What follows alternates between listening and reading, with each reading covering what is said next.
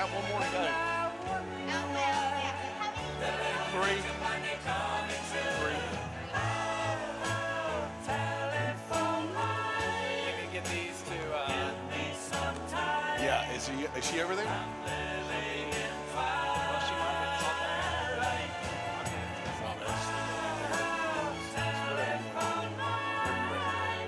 I didn't know if their office was open early or I would have dropped it off there.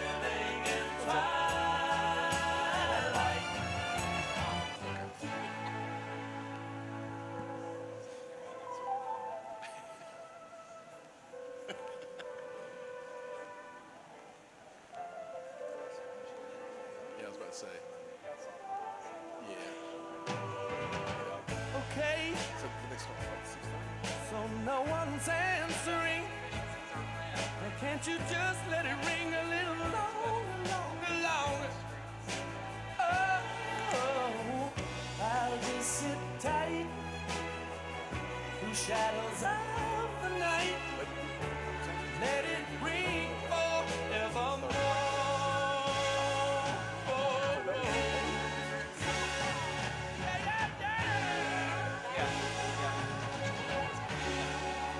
I asked that to me, and I was like, maybe.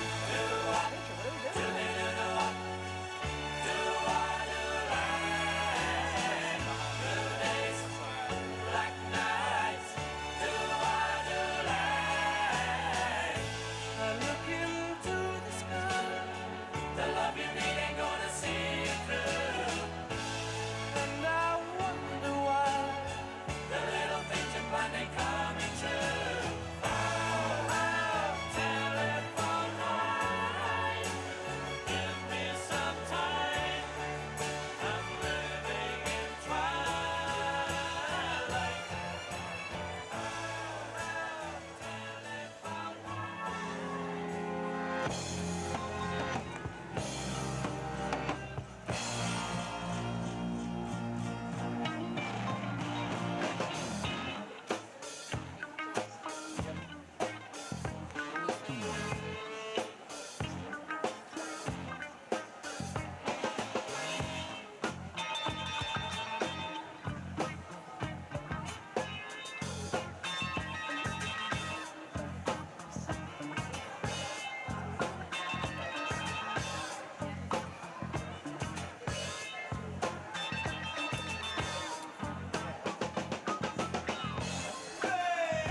Make some man take things over. Hey, let him loose, hard to swallow. Hey, watch you there where things are hollow. Hey, that your brain is just a flame. The bunch of tricks to keep you in shame.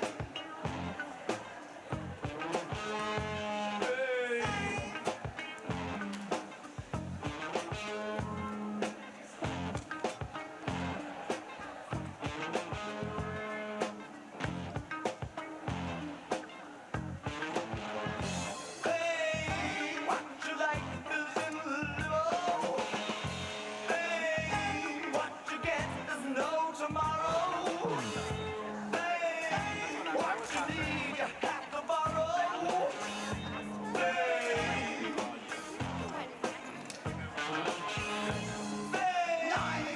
I think it's Deb.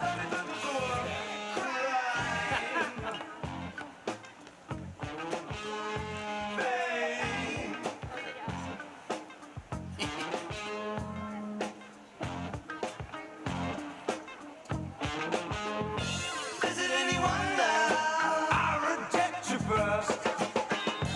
Pain, pain, pain. Is it any wonder you're too cold to fool? Pain. Put it for you, should it for me?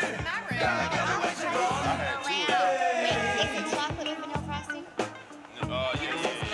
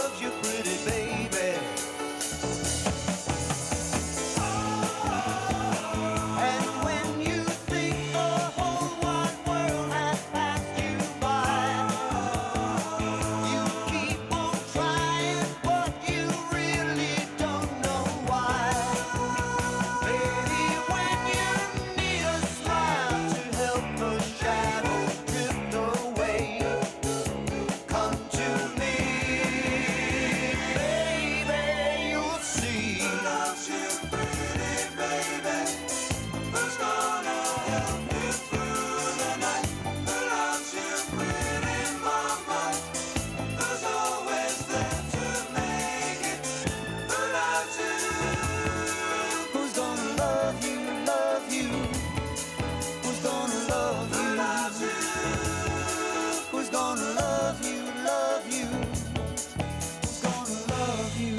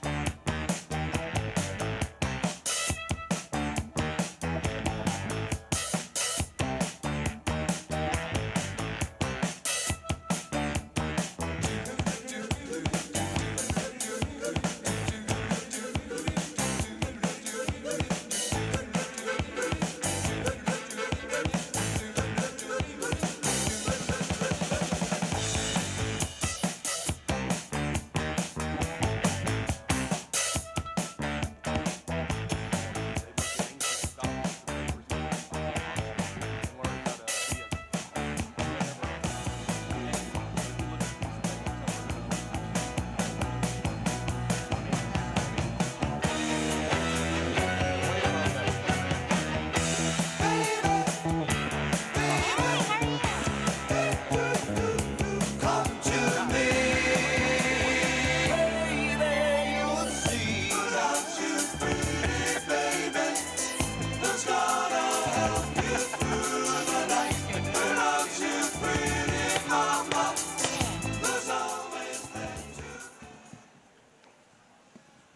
Good evening and welcome to the Mooresville Graded School District Board of Education meeting of May 14th, Tuesday, 2024. At this time, I'd like to have a moment of silence.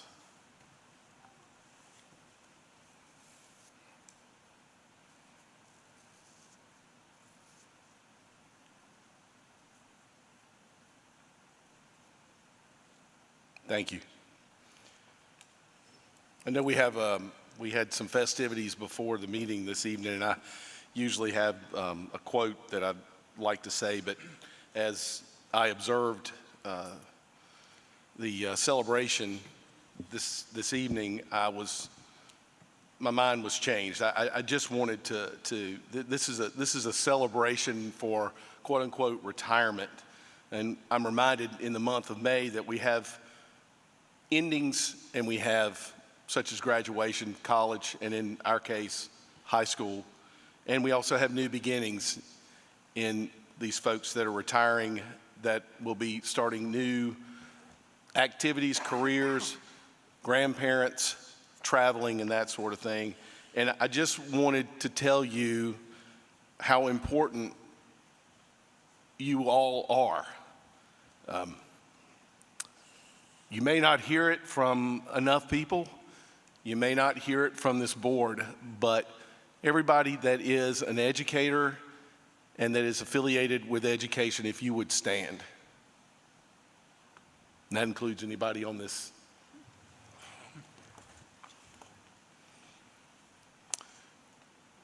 You make a difference. You guys don't just ask why. I know we had our, I guess it was our main theme, for lack of a better word, it was why. But we can also ask why not, and that's what you guys do. You ask not only why, but why not? Why can't you do that? And you inspire children every day of your career, and you'll continue to inspire folks. You inspire me, and people will appreciate everything that you've done. Sometimes you may not hear it, but they do. And I just wanted to tell you that on behalf of this Board of Education and myself, thank you, thank you, thank you, and I'd like to give you guys a round of applause.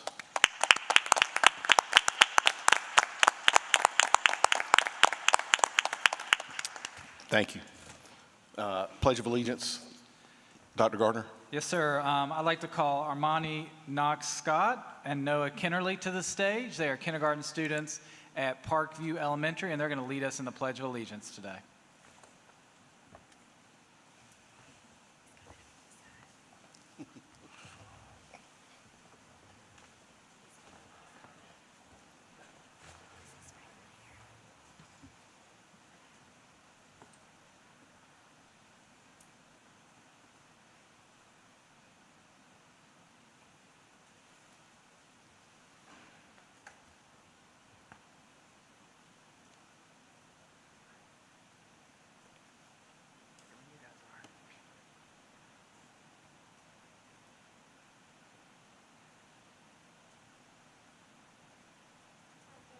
allegiance to the flag of the United States of America and to the republic for which it stands, one nation, under God, indivisible, with liberty and justice for all.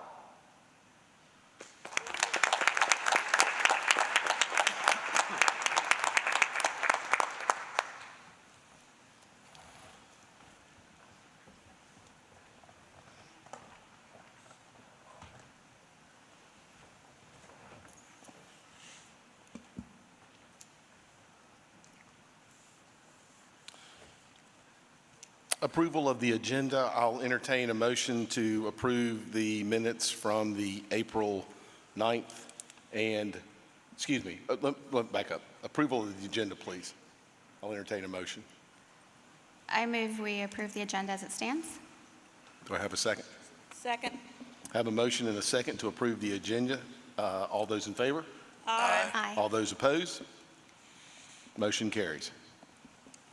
Approval of the minutes from the April 9, 2024 meeting and the April 24th, 2024 work session. I'll entertain a motion. So move. I have a motion. Do I have a second? Second. I have a motion and a second to approve the minutes from April 9, 2024 and the April 24th, 2024 work session minutes. All those in favor? Aye. All those opposed? Motion carries. Dr. Gardner, Student of the Month.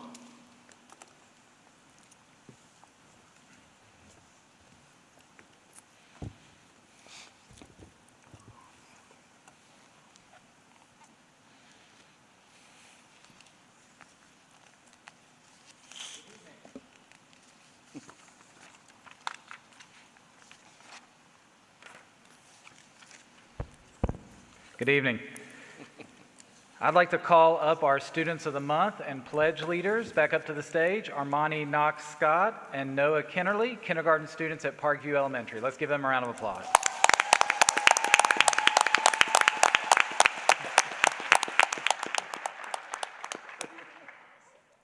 He's waiting for his buddy.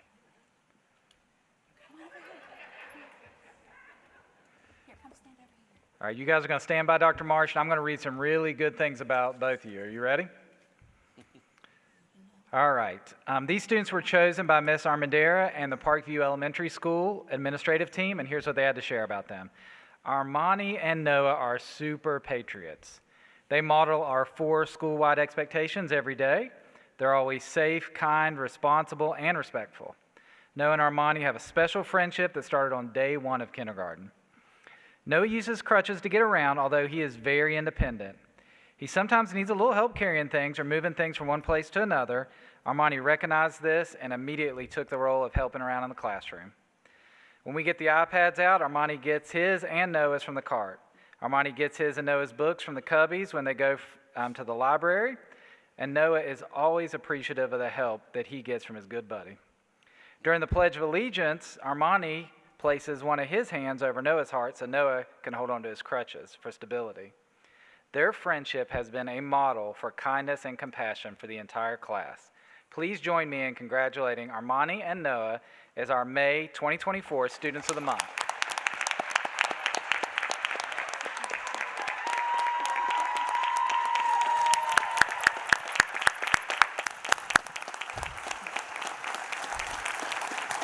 Armani, all these folks up here, the Board of Education for Mooresville Grade School District recognizes Armani Knox Scott of Parkview Elementary School as the Student of the Month and leading the Pledge of Allegiance from the Board of Education meeting, May 14th, 2024.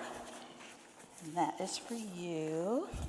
And Noah, the Mooresville Grade School District Board of Education recognizes Noah Kennerly, Parkview Elementary School, as the Student of the Month and for leading the Pledge of Allegiance. Board of Education meeting, May 14th, 2024. Congratulations, guys. Okay, stand right here. Let's come over here just a little bit. Okay, let's do this. Hold this like that. You got it? Got it? Okay. There you go.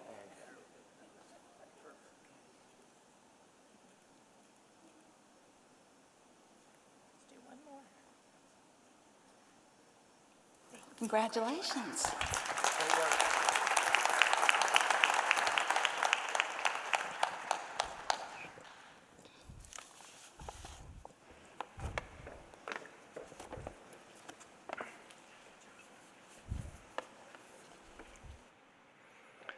All right, tonight we also have the honor of recognizing our Artist of the Month, Eliza Grieshaber, first grade student at Parkview Elementary. So if Eliza could come up to the stage at this time, and then I'll read a little bit about her. Let's give her a round of applause.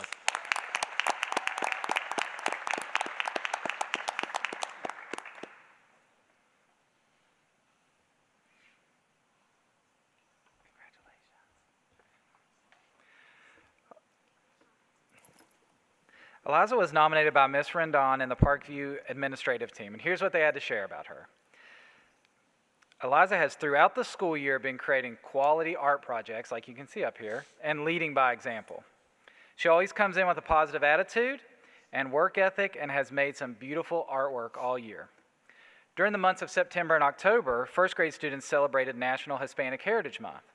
To celebrate, each student learned about weeples and created their own representation of a weeple, which is the most common traditional garment worn by indigenous women from Mexico and other parts of Central America. Eliza used a variety of different colored pieces of construction paper to create her weeple. She used her learned knowledge of different shapes, lines, and colors as she cut and glued them on this to create rhythm, repetition, balance, and unity. She added lines to create texture for thread and button designs. Lastly, she placed matching colored yarn in the pattern to create fringes. I'm very proud of her artistic accomplishments this year. Please join me in congratulating Eliza as our May 2024 Artist of the Month.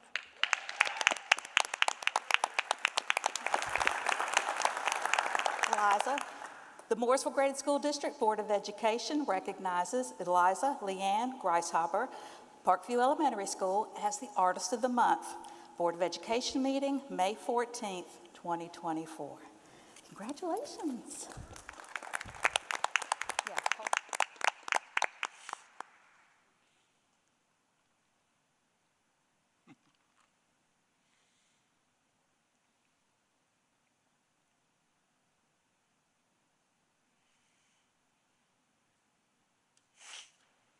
Let's give her another round of applause.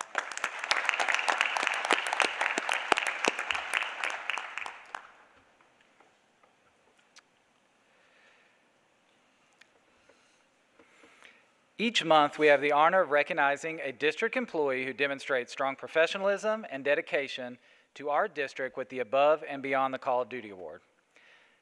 This month, we recognize Melissa Lane, Instructional Assistant at Parkview Elementary. So I'd like to ask Melissa to come up to the stage at this time.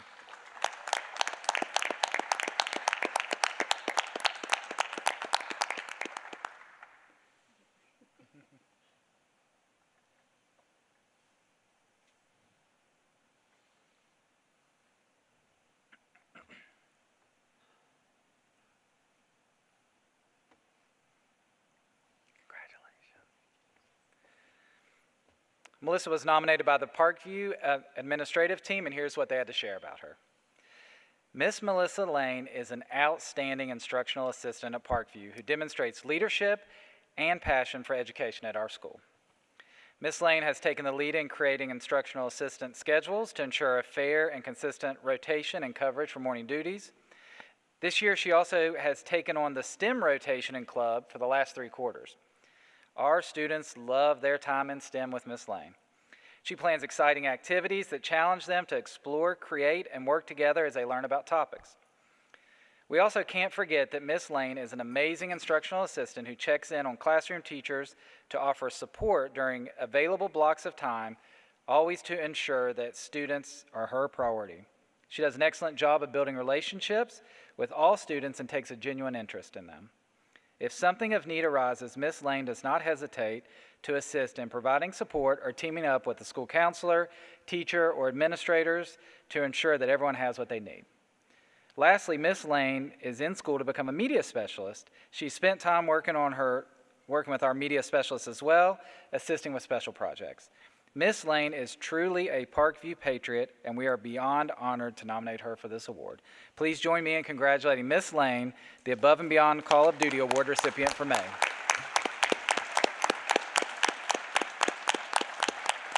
time, the Mooresville Graded School District recognizes Melissa Lane for going above and beyond the call of duty, May 2024.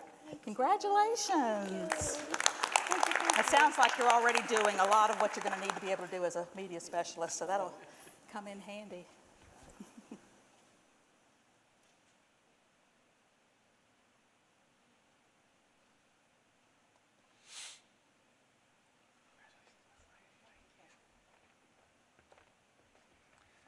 Let's give her another round of applause as well.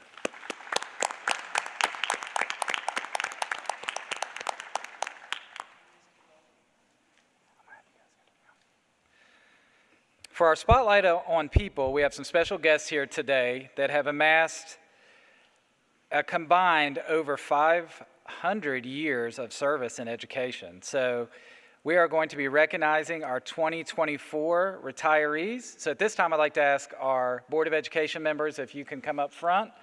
And Ms. Kuhn, our Chief Human Resource Officer, is going to lead this next part.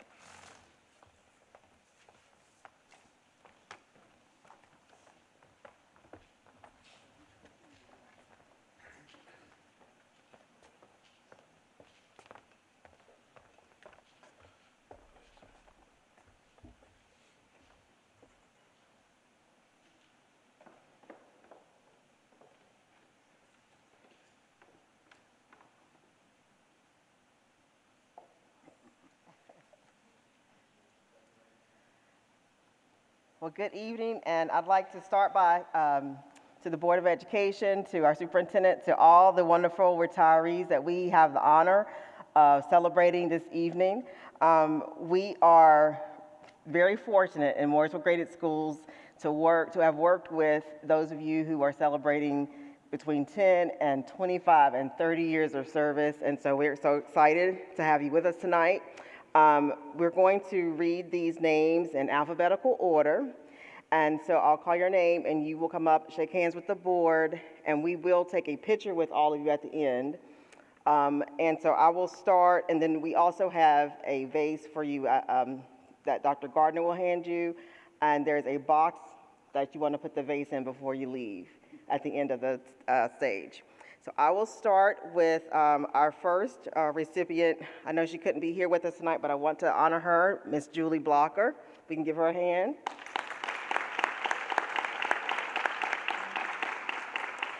Next will be Mr. Jeffrey Burchett.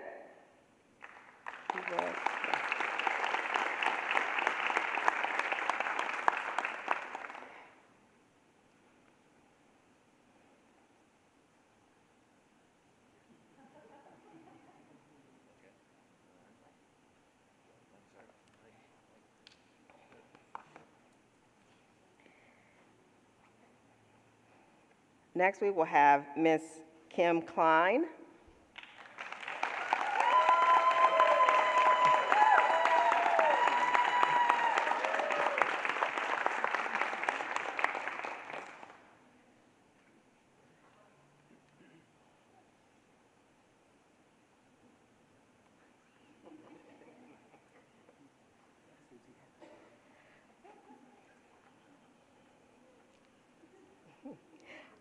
All right, next, name, I know she couldn't join us tonight, Miss Susie Harkey, if we can give her a hand.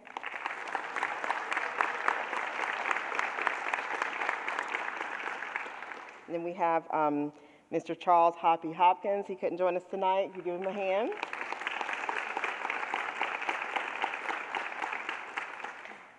And then next we have Mrs., I'm going to call her Ginger Huffstickler, if we could give her a hand.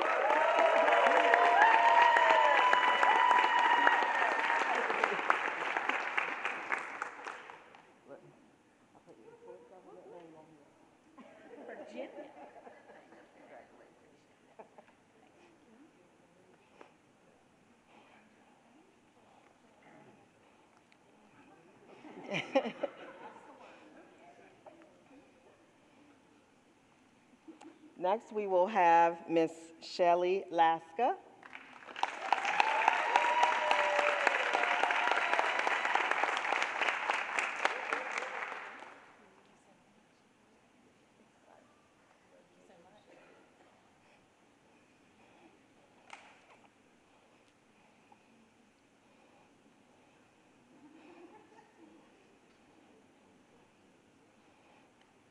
All right, our next recipient is Miss Maureen Lowry.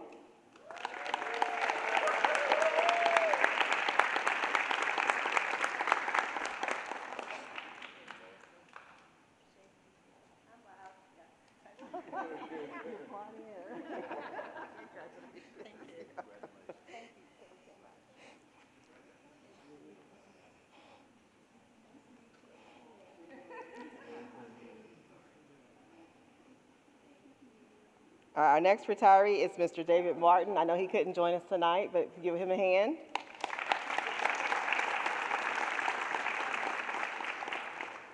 Next, we have Miss Lynn Mooney. I know she was here. Okay, I didn't see her. Where did she go?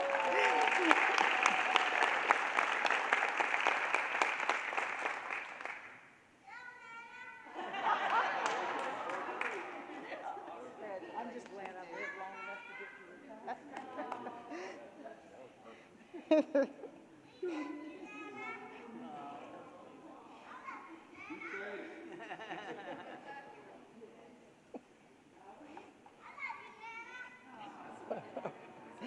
Best part. Next, we have Mr. Bart Mays.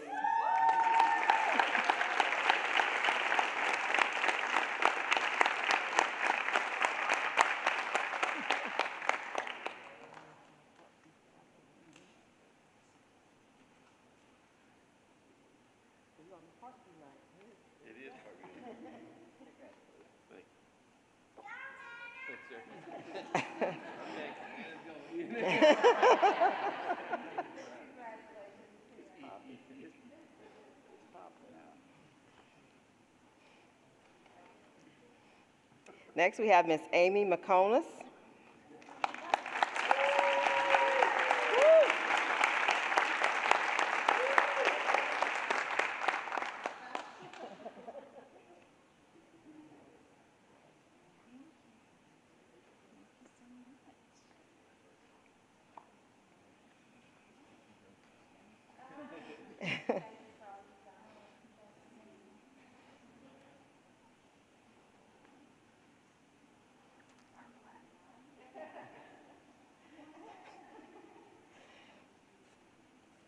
And next, she couldn't join us tonight, Miss Lafrida McCorkle.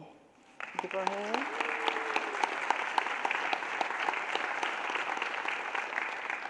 Our next retiree is Miss Robin Nussman.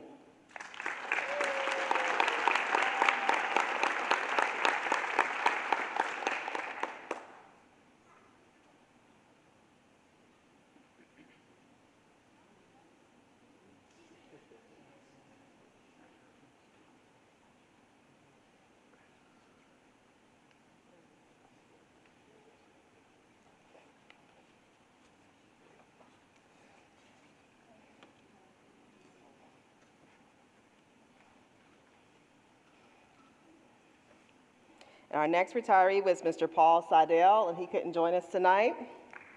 You give him a hand. And our next retiree is Mr. Stephen Chief Tate.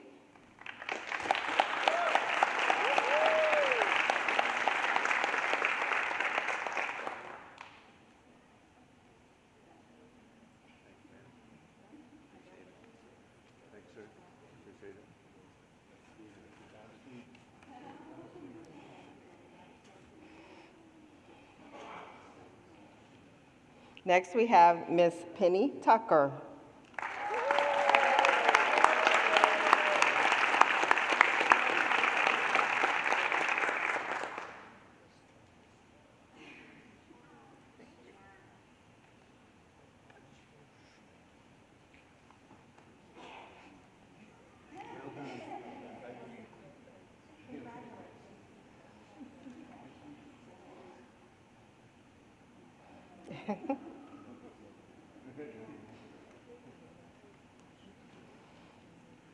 And last but not least with us tonight, Miss Remel Waters.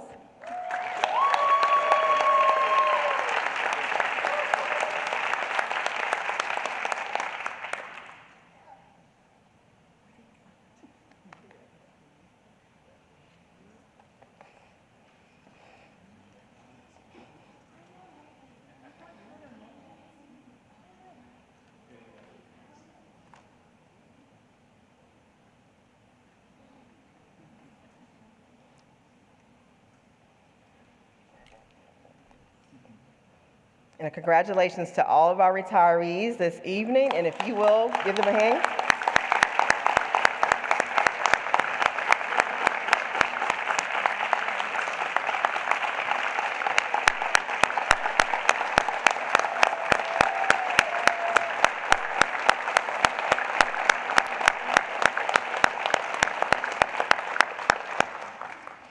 Now we will plan a picture.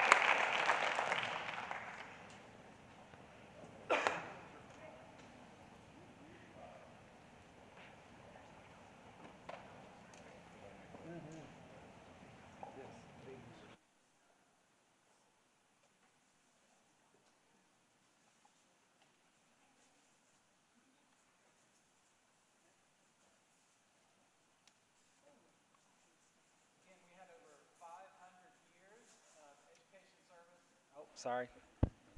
There we go. Again, over 500 years of service to our students and our community represented in the room today.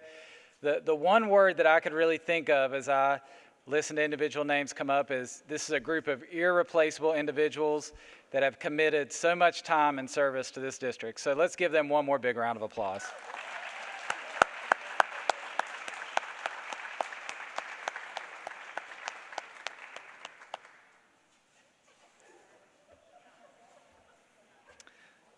All right, as our retirees are protecting their vase, I'm going to call up Parkview Elementary to get prepared. They're going to be sharing their instructional highlight this evening, which is our UFly implementation.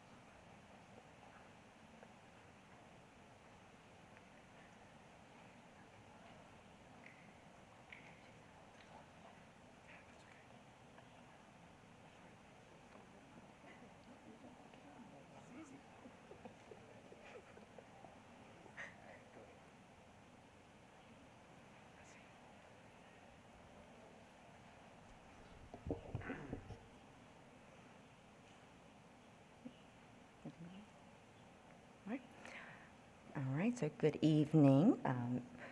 Dr. Gardner, members of the board, we are here on our Parkview night, it seems to be. So what we decided to focus on was kind of going back to our school improvement plan and looking at our maximizing opportunity and achievement goal, which was focusing on our first grade students and looking at nonsense word fluency, correct letter sounds. And we were looking at trying to move that benchmark goal from 49% to 79%. And our strategy was looking at UFly, and we've been implementing that school-wide, and we kind of honed in on our first grade team. So I've got Miss Jessie DeFrancisco here with me tonight, so she's going to also kind of share a little bit about what her team has done over this year with their implementation process and how they've been working through with their students and looking at the overall growth of utilizing the program. So what we do have is a small snippet in looking at UFly, and we've got small group, and we also have whole group instruction where we honed in on looking at word work. Our first grade team really has been working on problem solving and sharing their process and what things have been working, what things they maybe needed to adjust as they're looking at how they are supporting their students in the classroom. As we were looking at our beginning of the year to the middle of the year, we did not hit our goal like we wanted to, and so we did have to do some restructuring of how we were doing things. So our reading specialist, our instructional coach, and Miss Conley actually have done some mini PDs with them. We had a whole day session looking at how we were doing our application and support in our small groups, and we kind of worked together to provide that support with them in terms of their pacing, looking at how they're using their blending boards, and just trying to make sure that they had the support that they needed when working with their students. So let's look a little bit of how the word work works.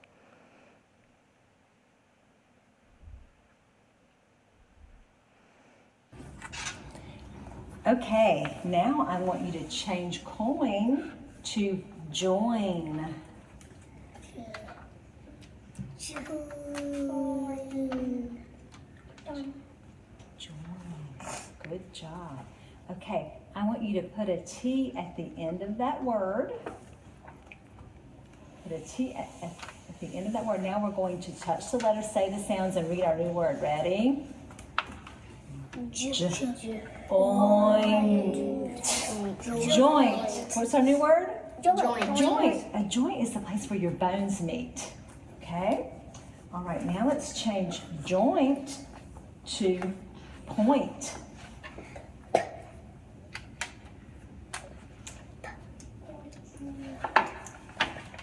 Which part did you have to change? The beginning? First. The middle or the end? P. Beginning. The beginning, right? Let's touch the letters and say the sounds and blend our word. Ready? Point. Point. Good job. You did a great job building your words today.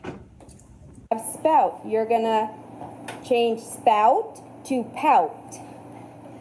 Spout to pout. What did you do? Take away the S. Take away the S. Now you're gonna change t to n. T to n.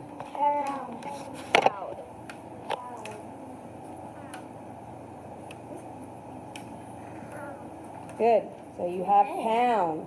Oh, my hand was right there. Now you're gonna add d after pound.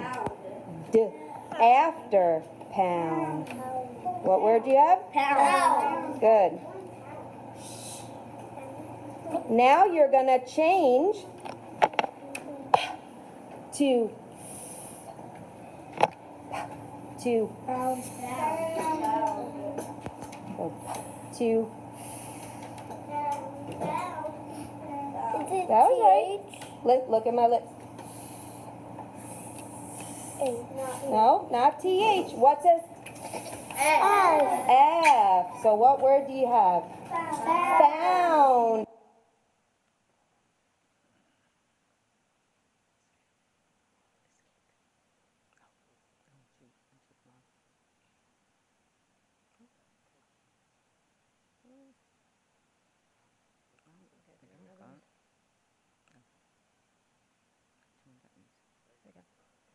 All right, so each grade level, as you can see up here, set a goal for mid-year, and then after we did our mid-year testing, we looked at all the data, and as a first grade team, we actually didn't increase to where we wanted to.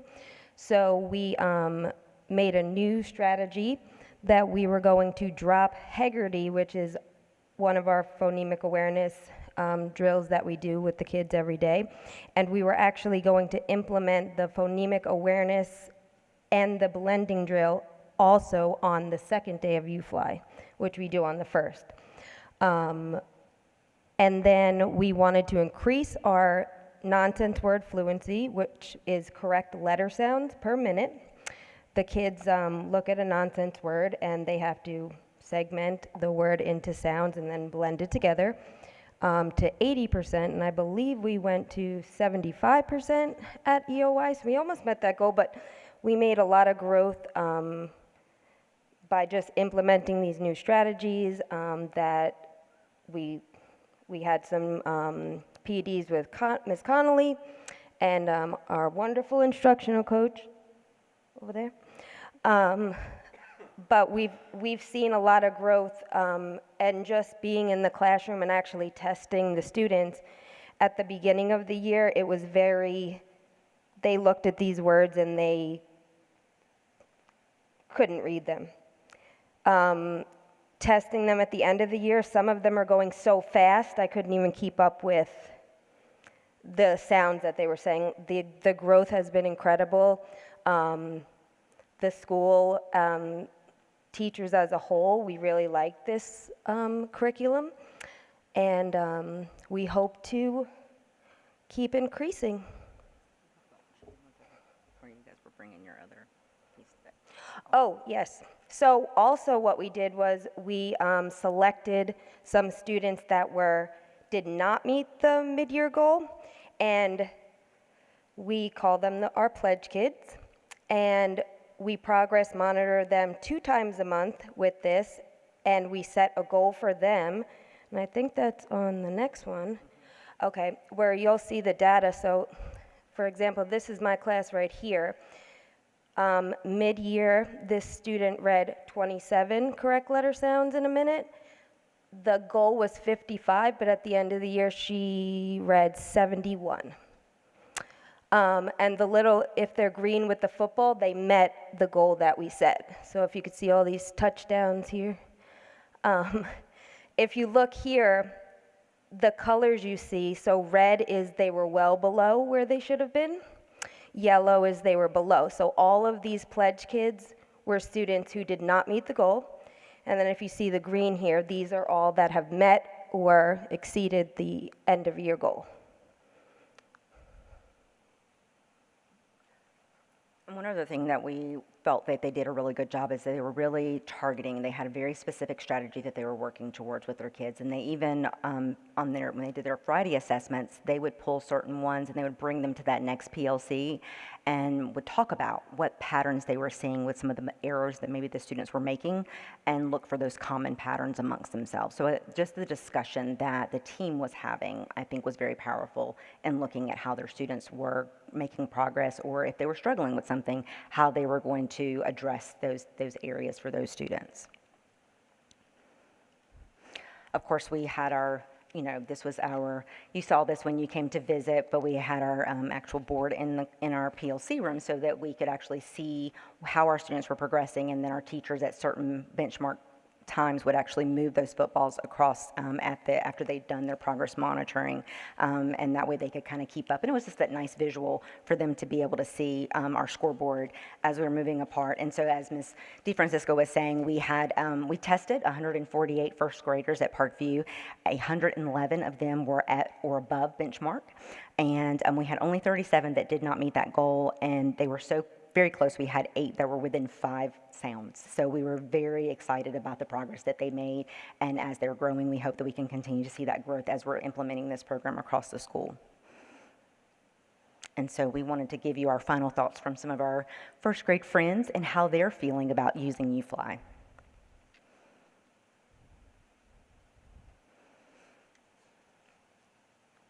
I like UFly because I do all of the vowels every single day, and it helps me be a better reader and writer. I like UFly because I like heart words because they are tricky and I like challenges.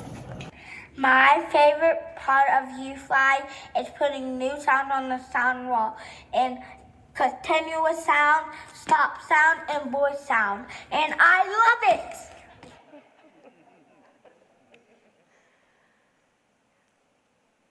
I did it again. Why can I not just move on to the next one? Do you have any questions?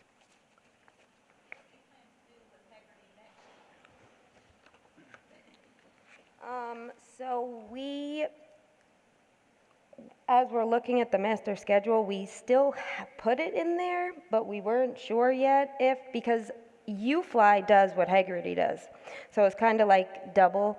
So we haven't really decided yet.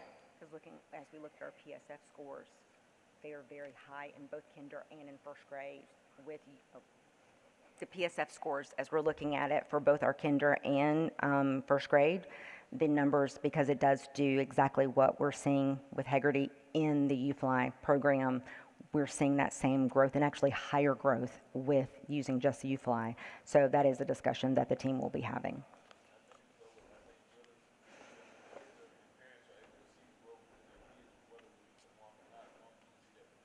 Mm-hmm. Absolutely.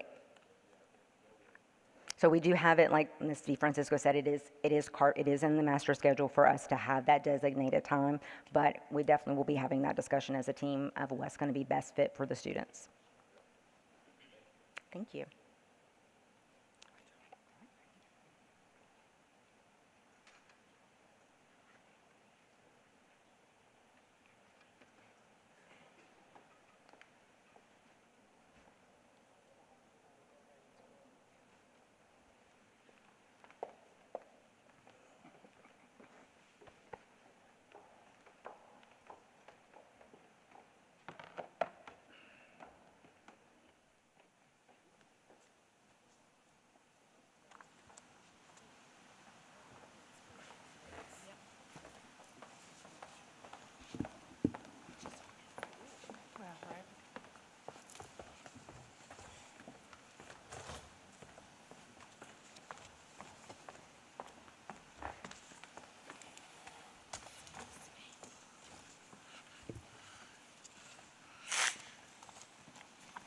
Thank you again, Parkview, for the instructional highlight. It's so exciting to see that growth.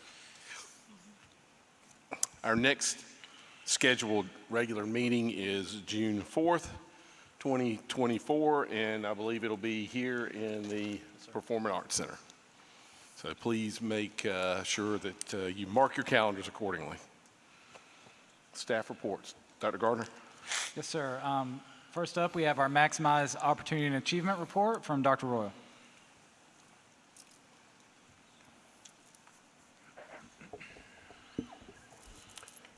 Good evening, Mr. Whitfield, Dr. Gardner, members of the board. Tonight I have some updates from the Maximizing Opportunity and Achievement focus area. First, from athletics, we wrapped up our spring sports seasons for our 2 middle schools.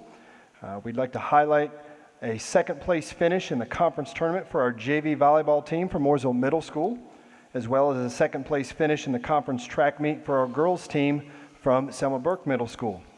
This also wraps up our first year of having 2 middle school athletic programs in Mooresville graded. We're excited for the increased opportunity for more student athletes to be members of teams, and it's exciting for Mooresville High School as well, as they'll continue their careers as Blue Devils in the coming years.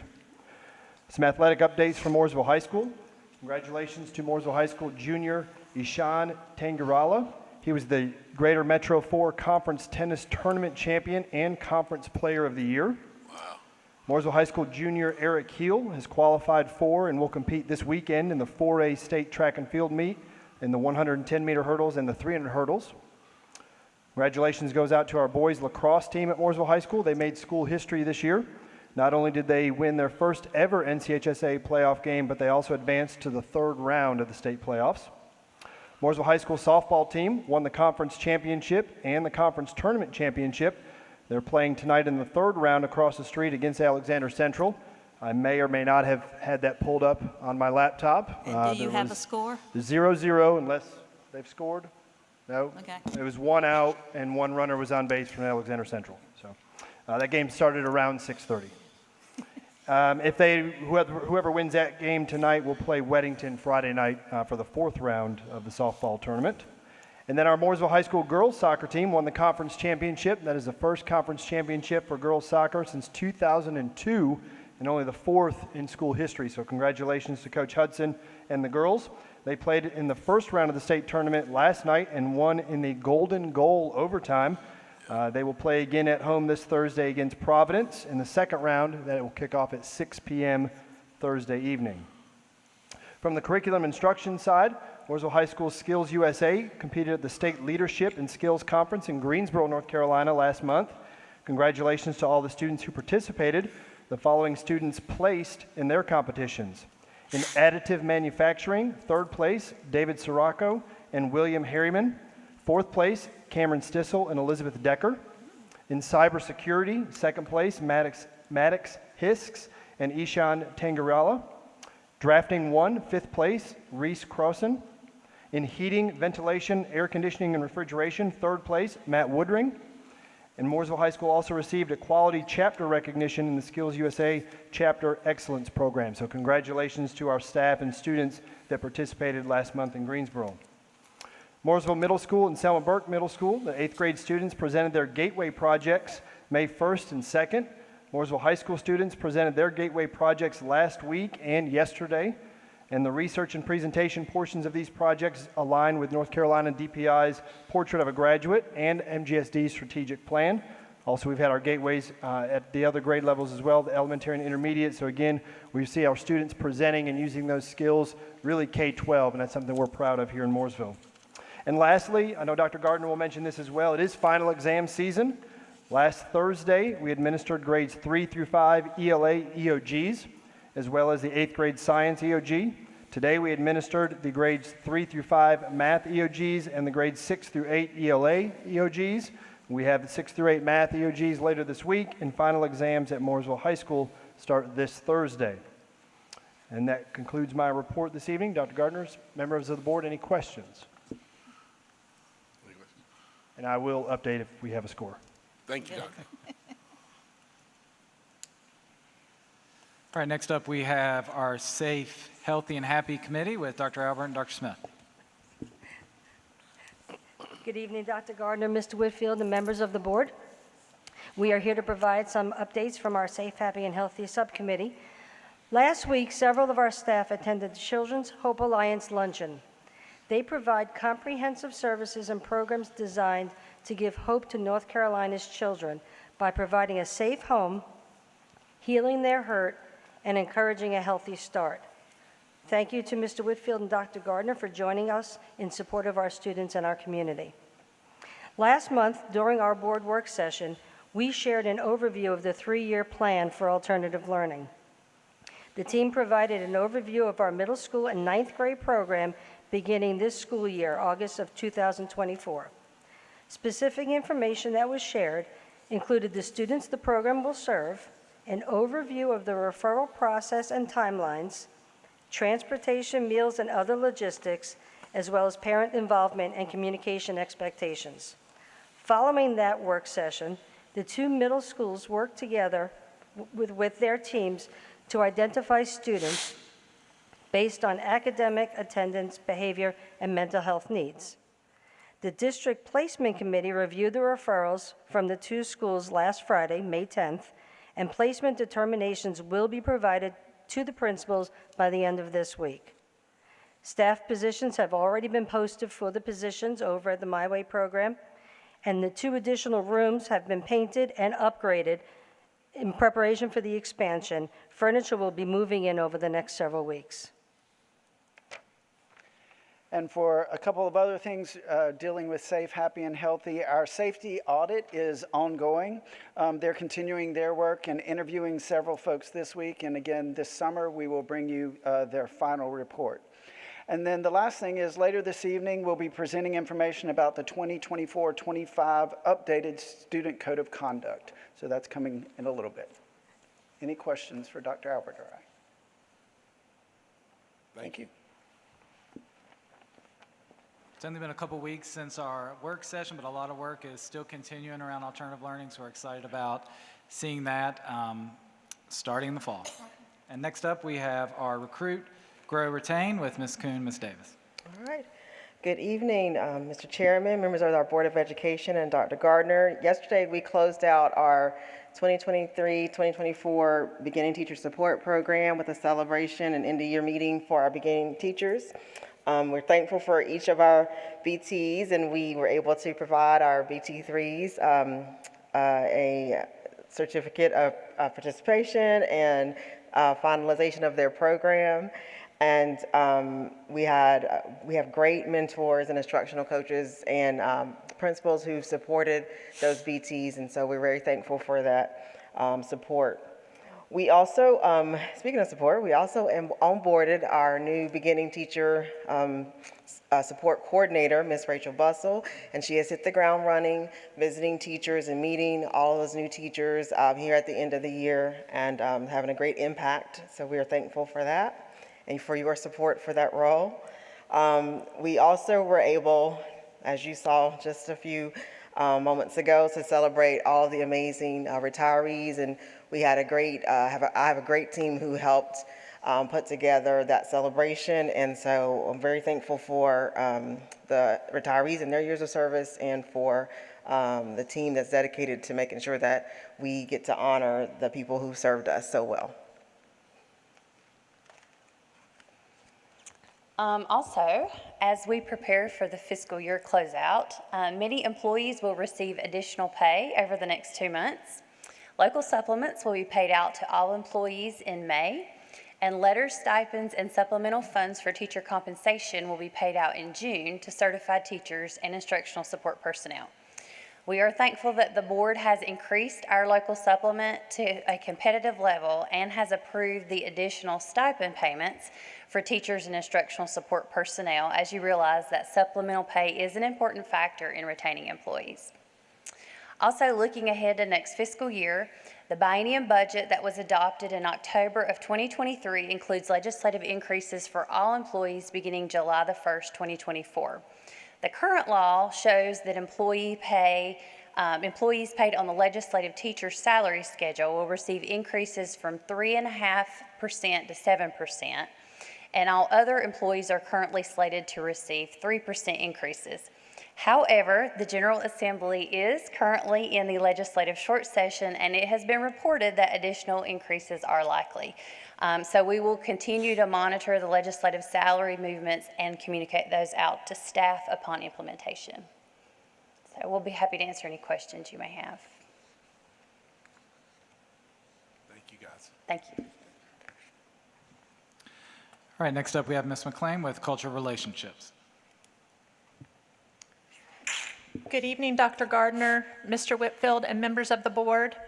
Relationships, partnerships, and safe, happy, and healthy staff and students are all such important parts of our strategic plan.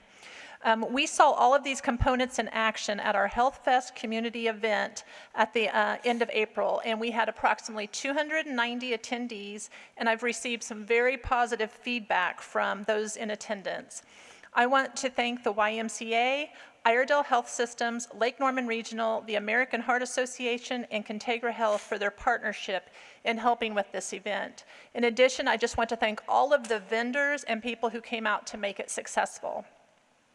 We love when our strategic plan comes full circle, and so tonight I'm excited to tell you about how a meaningful partnership is allowing us to ensure our staff and students are safe, happy, and healthy. A huge thank you to Randy Marion and the American Heart Association for donating 6 CPR in Schools kits to MGSD. Each of these life-saving toolkits include 10 mannequins, knee mats, 10 individual carry bags, 10 AED training simulators, a hand pump, replacement airways and face masks, 5 DVDs, storage bags, facilitator, binder, and guide, and these kits will be put to great use as we teach both staff and students life-saving techniques. The volunteer subcommittee met at the end of April to discuss district protocols and strategies for a more unified volunteer experience in MGSD. Linda Wahlberg, with our amazing partner at the United Way, was present to discuss the Hive with the people on the volunteer subcommittee and how we can utilize that next year. And finally, we held our final Student Advisory Committee meeting last week for this school year. We've enjoyed receiving this valuable feedback from our students and are sharing it with the applicable administrators. We look forward to continuing this committee next year. Are there any questions? Sorry, who was it you said donated the CPR kits? Randy Marion and who else? The American Heart Association. So we worked with the American Heart Association, and Randy Marion donated them. Okay, thank you. Yep. Thank you, Tanae. Uh-huh. All right, next up, Superintendent Report. Good evening, board members. As many of you know, and as Dr. Royal alluded to, May is testing season in North Carolina schools. So I just want to continue to encourage our community to remember that that one-day assessment does not define our students or the work that takes place over the course of an academic year.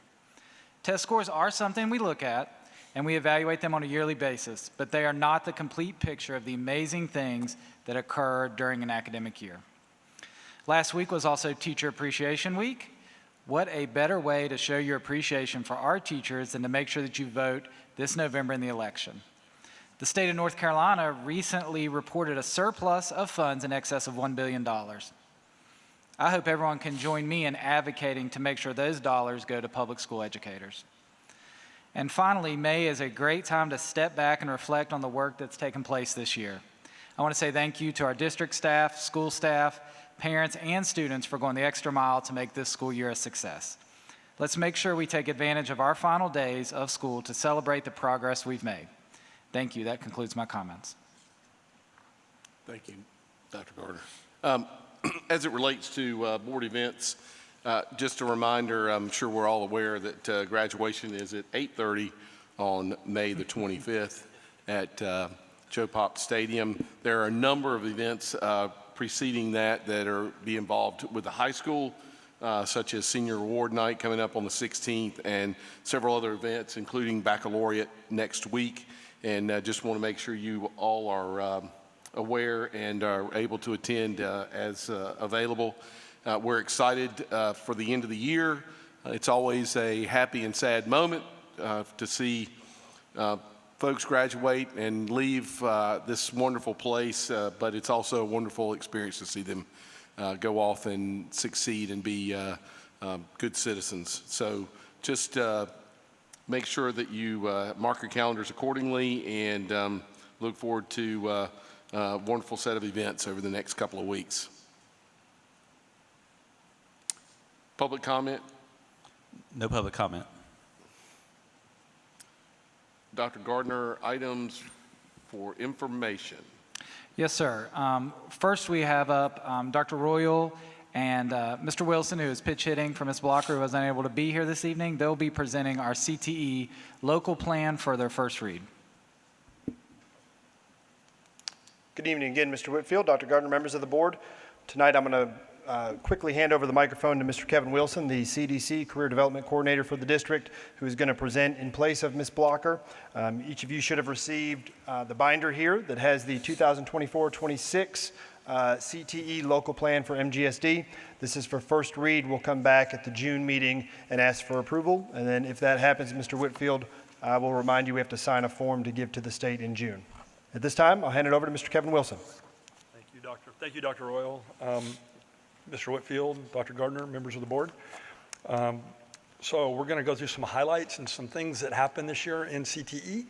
Automotive Advisory Board and our Career Bridge Board will meet a total of 2 times each at the end of next week. Our Automotive Board will meet next Friday with lots of great input from the community and professionals that help guide our program. We're really proud of our work-based learning that we accomplished this year. We're not going to read all this to you, but I just wanted to highlight a couple things. We had over 1,000 students participate in field trips, all the way down to 6th grade. We had our career fair in April that was very successful, that we're thinking about moving it over to Magnolia Gym next year with some help from the school administration. We have 70 plus interns this fiscal year that will go through summer months. We have 3 apprentices starting in June.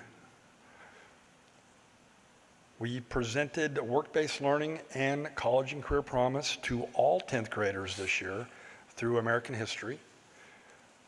We were in classrooms in Selma Burke and Mooresville Middle School with work-based learning, the definition of work-based learning and the opportunities, but also the weeks leading up to ninth grade registration. So the rising ninth graders were able to hear from staff and learn about the programs we have to offer at the high school.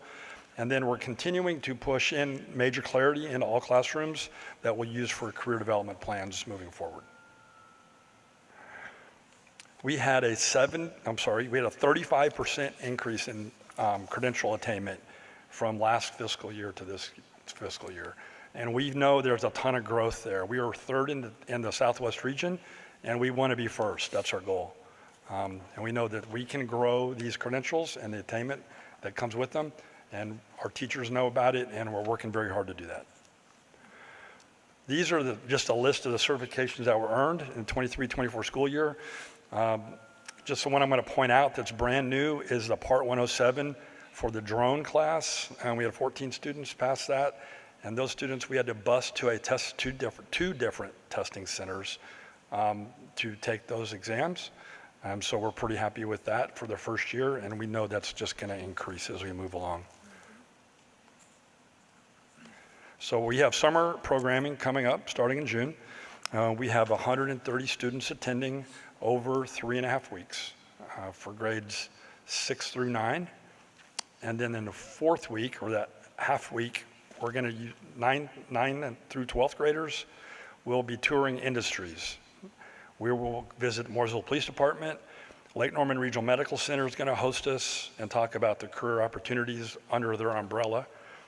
We're going to go to Ameritech, Dye and Mold, and Roush Yates Engines those 2 days with 18 students total.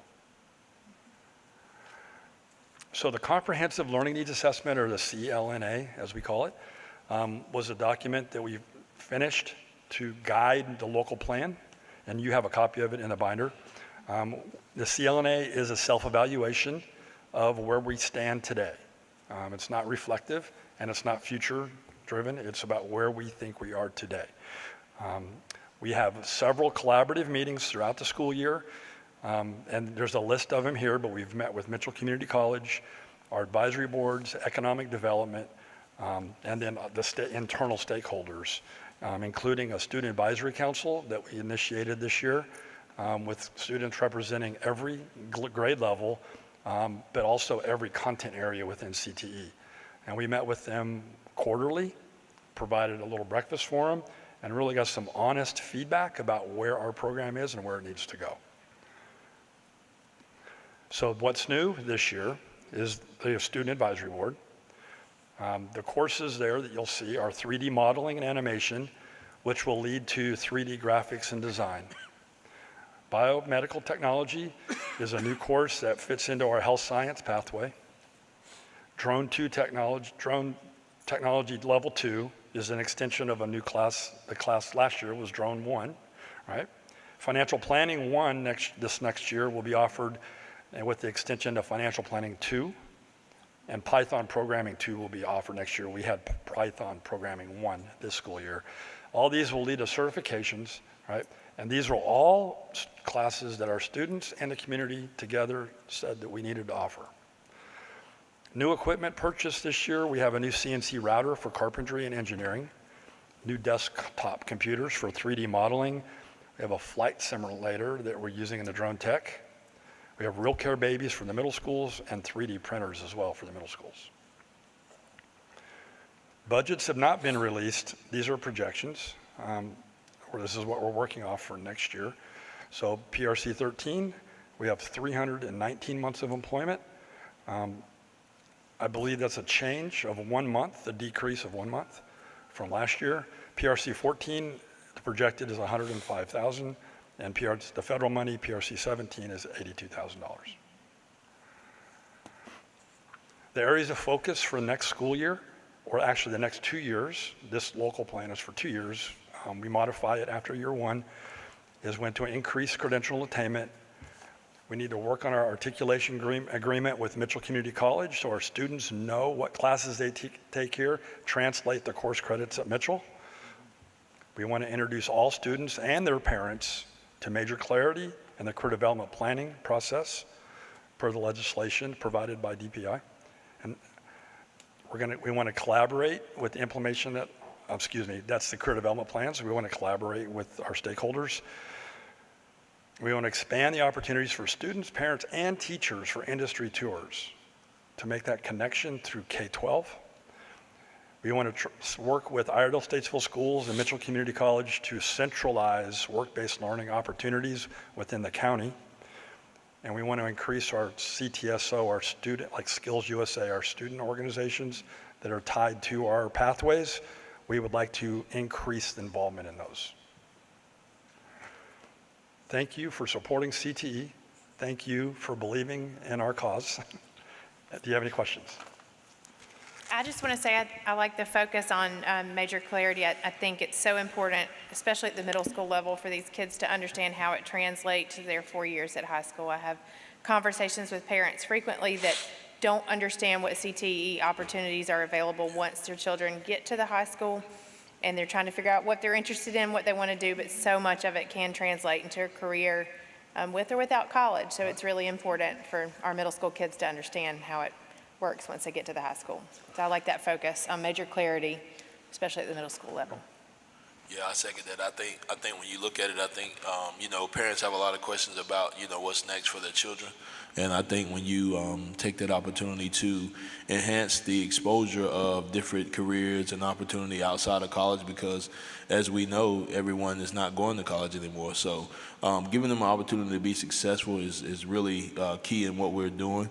And I think that just puts a laser focus on that. So I definitely appreciate you guys taking a look at it and making that change as far as giving it down to the middle school level, because it only exposes them at an early level, and that way they can kind of choose that pathway and have time to change if they need be. Yeah, this whole program is just fantastic because, like we say all the time, college is not always the end result for our kids. And this gives them ideas of what they can do for their future. My daughter took a class on a whim for fun this semester, and she got 2 certifications and is now thinking that's a career path for her. So this is a fantastic program, and I do hope that people are aware of it and the kids take advantage of it. As we look at the information that you provided us, I just want some clarification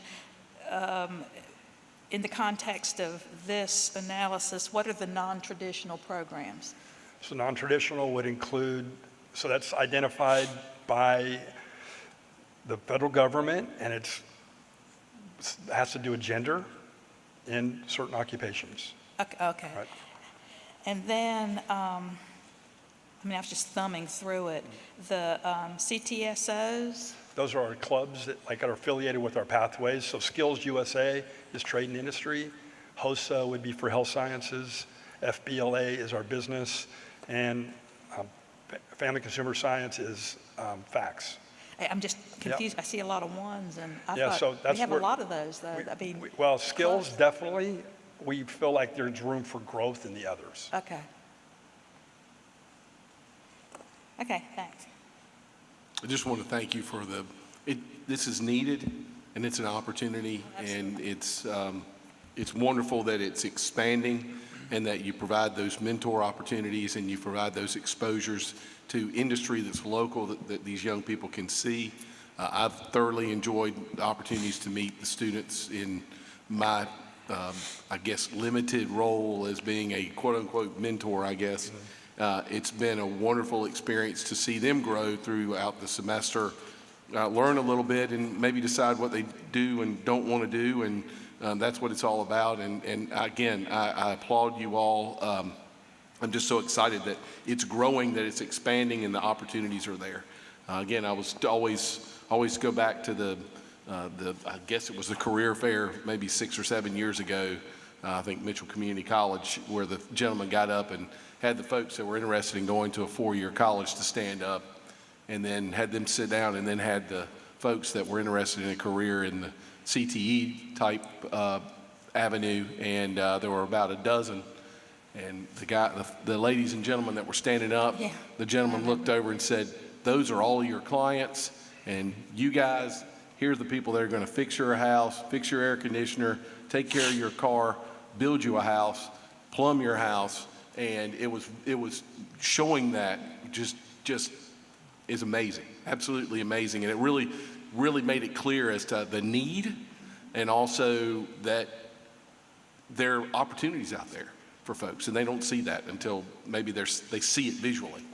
So. I think one of the things that we could do, I have really enjoyed seeing on social media the kids and where they're going to school, or students who have received athletic scholarships. But I know that we have students who have finished CTE programs and are leaving with jobs in hand and certifications, and that we have folks who are enlisting in our armed forces, and I'd like to see them celebrated in the same way. And I think it would be really good to show that through the summer as our middle school parents are going to get on the high school site, and they're going to be looking at, what can I expect, and to see that we value those as much as we do what we're seeing. So.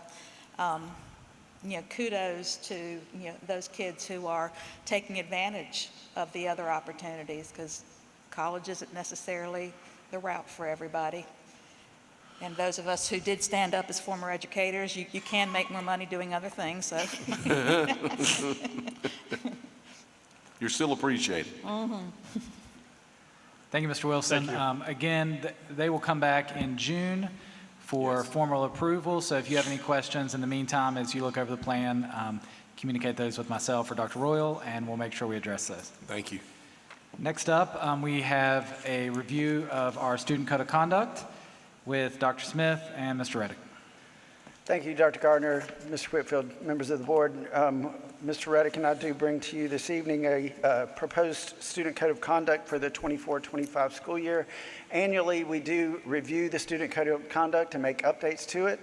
So I'm quickly going to turn this over to Mr. Reddick, who's led this work, and give you a few highlights. Dr. Gardner, Mr. Whitfield, members of the board, first highlight I would give you is that the Blue Devils are up the bottom of the second, 1-0. Nice. Yes. Moving forward, board policy related to student discipline are codified in the 4300 series of that policy. And it is through that information that such policies form the code of conduct. This code of conduct informs students of the behavior expected of them, conduct that may be subject them to discipline, and the range of disciplinary measures that may be used by school officials. School and district level leadership distribute an updated code of conduct to students and parents on an annual basis. A lot of times they see these when they start signing up for sports. Through the MJSD leadership, we have worked to revise the student code of conduct to ensure full alignment with current policies and practices. Our goal is to conduct this review annually from this point forward, and that the board can offer any revisions and information and feedback. I believe you were given a red letter copy of that. So if you have any review or share or anything to share, that would be happy to entertain that. Yeah, a couple things that I would point out for your guys' review, and certainly as you take a deeper dive into this, if you want to let us know any thoughts or feedback. A couple things that we did address is strengthening our consequences for physical aggression fighting at the secondary level. So you'll see that noted in there, as well as increasing our consequence structure for vaping. That is a problem in our school system and in a number of school systems. So we felt like we needed to take a stronger stance on that. The majority of the redlining you're going to see is just updating to things like Parents' Bill of Rights, making sure that the language utilized in the Code of Conduct is in alignment with our practices and policies. But we wanted to make sure that we shared a comprehensive update with the board and make sure that we get your feedback before we finalize that.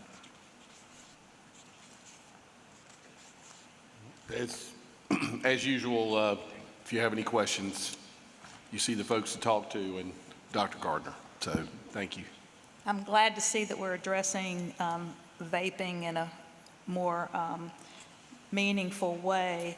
And I, for one, think we're going to need to look at phones as well. There's a lot of a lot of districts now who are addressing phones, and they're seeing increases in student performance. It continues to be an ongoing problem and a challenge for teachers, and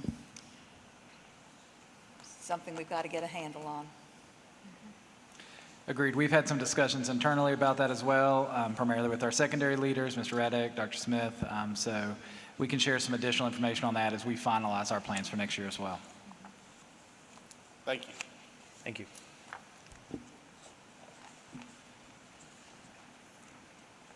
Dr. Gardner, items for approval? Yes, I believe Ms. Davis has the first two, so we'll start with our annual approval of the supplemental tax rate. Chairman Whitfield, Dr. Gardner, members of the board. So yes, every year you approve our supplemental tax rate. As you'll remember, last year the rate was actually reduced to 15.5 cents per $100 valuation. And we would like to propose that we maintain this current tax rate of 15.5 cents per $100 valuation. We have a recommendation to approve the supplemental tax rate for the 2024-2025 season that would keep it at the current rate, which is 15.5 cents per $100 valuation. I'll entertain a motion. I move that we maintain our current tax rate of 15.5 cents per $100 valuation. I have a motion. Do I have a second? Second. I have a motion and a second to maintain the current tax rate of 15.5 cents per 100 valuation for the next year. All those in favor vote with the usual signs. Aye. All those opposed, like sign. Motion carries. Thank you. All right, next we have some budget amendments. Again, Ms. Davis. Yes, sir. Mr. Whitfield, Dr. Gardner, members of the board, you have budget amendments. These are the third set of budget amendments, and these will not be the last. Believe it or not, we are still receiving allotments from the state. We were told that hopefully by the first week of June, we would have all of our allotments that coincidentally are to be spent by June 30th. So it's been an interesting budget year, but I'll be more than happy to answer any questions you may have about these amendments. They're still holding my state refund too, so. I hope the public gets that we're just now getting some of the money and it's the end of the school year. This is crazy. We have a recommendation to approve the amendments to the budget resolution for the fiscal year ending June 30th, 2024. Do I have a well, I'll entertain a motion. So moved. I have a motion. Second. I'll entertain a second. All those in favor to approve the amendments made to the budget resolution for the fiscal year June 30th, 2024, vote with the usual sign. Aye. Those opposed, like sign. Motion carries. Thank you. Thank you. All right, next up we have our second read of board policies that we brought forward last month for revision with Ms. McLean.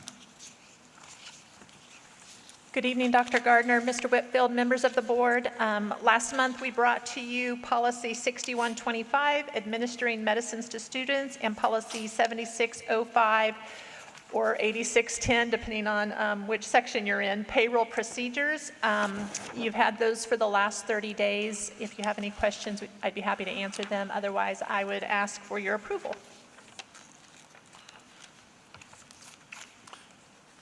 Members of the board, we have a request for approval of Board Policy 6125, Administering Medicines to Students, and Board Policy number 7605 or 8610, Payroll Procedures. Entertain a motion for approval. I move we approve as they stand. Do I have a second? Second.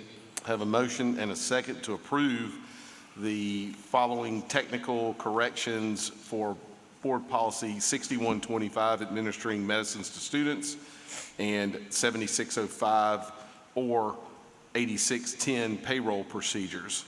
I'll entertain a vote. All those in favor? Aye. All those opposed? Motion carries. Thank you. Thank you, ma'am.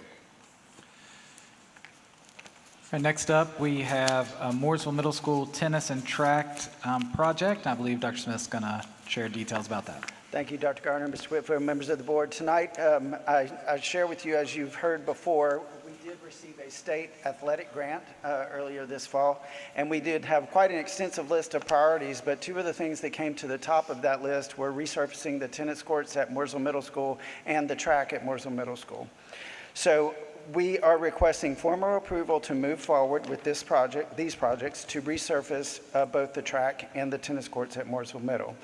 The resurfacing of Mooresville Middle School track will cost $198,320. The tennis courts will be $280,470. The total cost will be $478,790, not including tax. These projects have been secured through a formal competitive bidding process following state procurement guidelines. Dr. Royal, Ms. Davis, and I did that, so thank them for their support there as well. So the state athletic grant will cover 100% of the associated costs, so I do ask for your approval for this project to move forward. Will the work be done before the start of the next school year? Yes, Dr. Marsh, we plan to start, we had a meeting last week, we plan to start the day after school is out, and they will be done before school starts. Great, thank you. We have a recommendation to approve the MSS track and tennis court resurfacing being funded through a state athletic grant, which will fund the project at 100% of the associated costs. Those costs being the cost of the track being $198,320, and the MMS tennis courts at a cost of $280,470. Total cost being $478,790, excluding tax.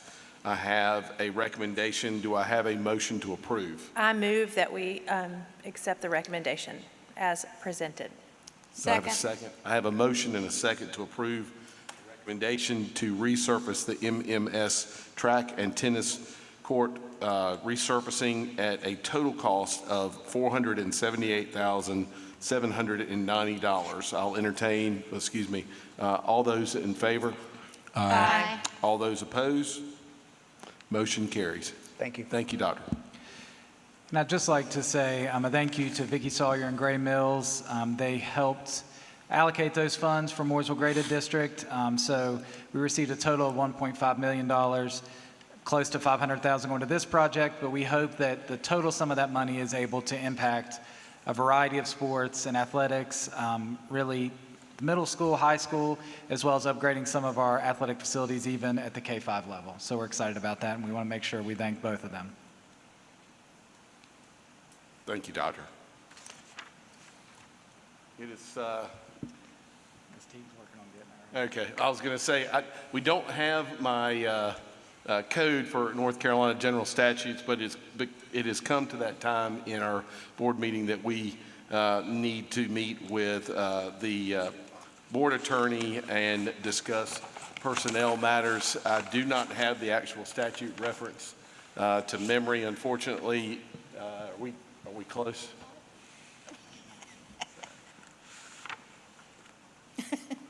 Lawyers don't know all the statutes. There's a lot of them. Look at the minutes from last month.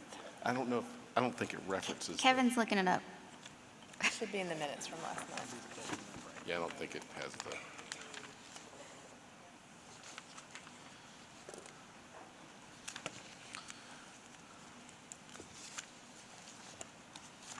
I know it's 300 and something.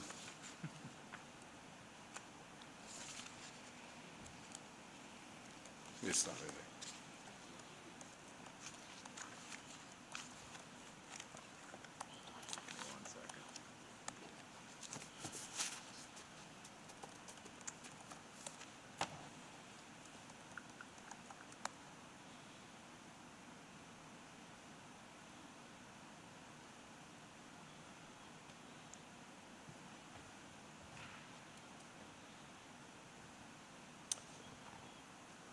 Okay, this sounds a little bit more official. We're going to, got it. According to North Carolina General Statute 143-318.11 subsection A6 and A3, it is necessary that the board go into closed session to review personnel and consult with the board attorney. I will entertain a motion to go into closed session. So move. Second. In a second, I have a motion and a second to go into closed session. All those in favor? Aye. All those opposed? Motion carries. Thank you, guys. Thank you, sir. No, it's okay.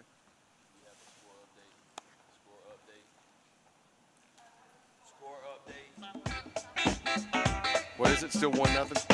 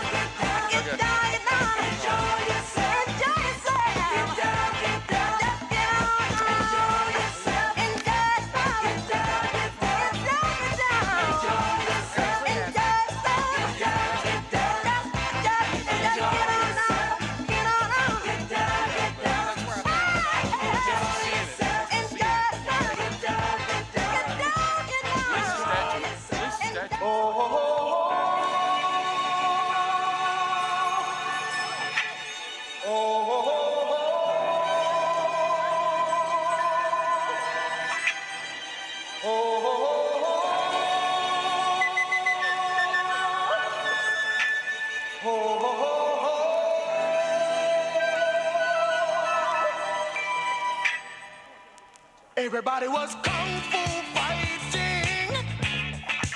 Those kids were fast as lightning. In fact, it was a little bit frightening, but they fought